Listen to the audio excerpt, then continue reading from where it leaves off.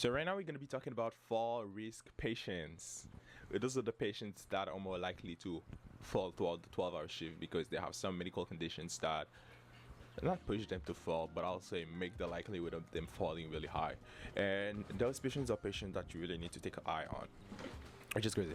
I've been working at the hospital for the next this specific hospital for 10 months now because I think I started in May, Juin, Juillet, Août, September, October, November, December, Janvier, Février.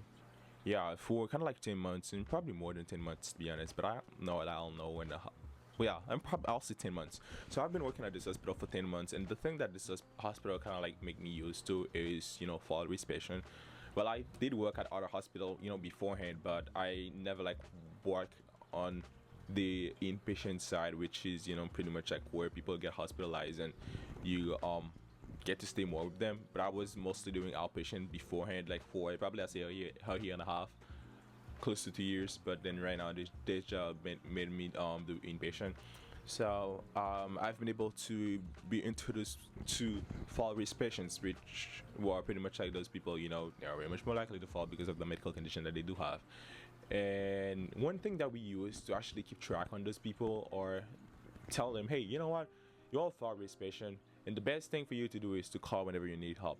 But the thing is, some people will not call you when they do need help, which is crazy, as you might be thinking about, right? Because they'll be like, he's at the hospital, she's at the hospital, why he's not calling when he need help? I generally don't know. But one thing that I think I know is, I know it's a little bit not making sense kind of thing. One thing that I do know is, some people want to feel independent, and I kind of get the fact that they're not gonna call you for whenever they do need you, for example, to go to the bathroom. But the thing is, something as simple as going to the bathroom can lead to big mistake, and them actually overstaying when the plan was initially for them not to overstay, or them having a new medical condition like a fracture just because they tried to get up and then boom they fell, and then boom right now they have a fracture or maybe like a broken bone. Yeah, it can get that bad pretty easily, which is crazy to me. And I can understand it now, but I'm still trying to actively think about like, hey, what is a way that I know will work for certain with those fall risk patients and make sure that they stay out of bed, because like there's multiple reasons why those people might try to get out of bed. I'm saying those not in a negative way, but trying to make reference to fall risk patients. They want to get out of bed, which most of the time I do get, but sometimes I generally do not get. I generally do not get because I have like two instances that happened to me personally. And what was the first instance? Well, the first one is pretty crazy. So I had this patient one time. We got transferred my floor to my unit, and then I was the tech. Pretty much like the thing that I do, I take care of them, just make sure that they're clean and stuff like that. Clean the patient, and then I think there's like something that happened, like them probably went down for a scan or something and then came back in the boom, the bed alarm was not on. So we used the bed alarm to track them, to know if they plan to get out of bed, because if you try to get out of bed, the bed will let us know, or if you actually get out of bed, the bed will also let us know, which is a pretty cool function, to be honest, as you're thinking about it. And I guess the bed alarm was not on, and then he got up, and then something happened. I'm not gonna try to explain what happened, but just know that the person fell, because I don't want to like get into in detail with actually what happened. And that was like a month ago, and the other instance was pretty recently, to be honest, like even less than 3 weeks, right?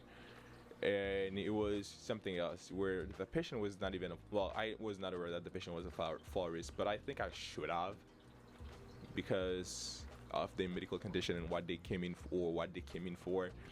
And but the thing is, the patient was not a fall risk when she first came in, which does not make any sense. But hey, I'm gonna pay attention to this way much more now.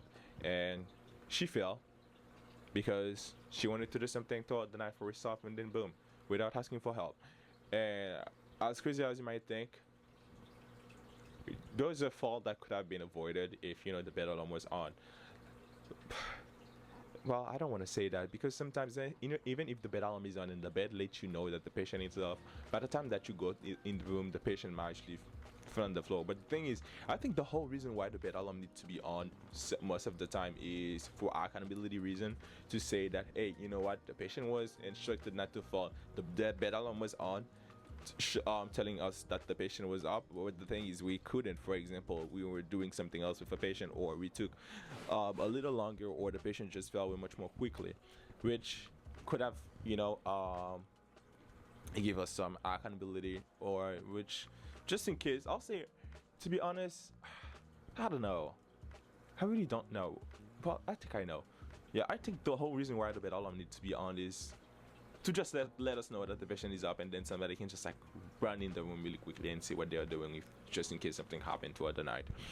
But yeah, so one thing that I'm gonna be doing right now, that's for sure, as soon as I'm done taking report, and I'm not gonna, well, yeah, as soon as I'm done taking the report, I'm gonna go on each patient chart and get to know the exact reason why they're here. If the reason is muscular or a neurological, they'll fall risk for me even if nobody told me so. And the reason why I'm gonna be doing it, it's because it just makes more sense for me. My criteria will be, if you have a muscular skeletal diagnosis, or say a neurological diagnosis, or even if you're post surgery, to be honest, even if I see you walking around, you're gonna be a fall risk for me, because I do not know when or why you might try to get out of bed throughout the night and then you fell. So it's not gonna be on me anymore. I know, well, that's kind of selfish for me to say, but I just don't want this to happen to me anymore, I really don't. And yeah, so I'm just gonna make them fall risk and actually take all the fall precautions with those patients. So yeah, so my 12-hour shift will be like, go, take report, do vitals, go in each patient chart and make sure that I know the reason why they are here, which I usually do, but I really do not. I did not really pay much attention to the medical condition, because you know what, I'm not treating it. But I think right now I actually need to dive deep into knowing the medical condition and what they might be related for, like side effects or whatever it is that they might be taking throughout the night that will probably make them disoriented and actually make them fall, or make them a fall risk. So I'm gonna pay attention to this more, and it's gonna be a good learning opportunity for me, to be honest, because yeah, I'll get to actually pay attention to some medical condition and actually see what they do to treat them, which might not mean much right now, because hey, I'm not gonna be treating anybody anytime soon because I'm just a pre-med. But I guess it might be a learning opportunity as you're thinking about it. Yeah, and I think I need a notebook for that, so I'm gonna get me a nice, like a nice, beautiful notebook at Five Below. And I've seen one. Yeah, I've seen one. I think I'm gonna buy me one tomorrow after my shift. Though, small notebook, and so I can kind of like see some medical condition, actually research them and see if they have like neuromuscular reason or neuromuscular condition or side effects. Not neuromuscular side effects. I'll say just neuromuscular involvement or neurological involvement that might make the patient fall, and I'll just learn about those things. Yeah, that's pretty much it. Thank you for watching. Now I'm gonna go to work because I have to, and I think I only have 2 shifts left, today included, and then tomorrow is gonna be my last one after my my lab practical. So tonight I'm gonna be studying for my lab practical as well, a bunch of slides and stuff. So, and after that, I'm gonna go get home tomorrow. I'm gonna clean my car, just remove everything in my car so that I can bring them to the cleaning people. I don't know when, but I'm gonna make sure that I do it before the weekend, because the weekend I plan on going out. I can't wait to bring you guys along with me. I'm probably gonna vlog over the weekend, to be honest, because I know it's gonna be pretty cool. But yeah, bye. I'm gonna go to work now because I don't want to be late. Thanks for watching.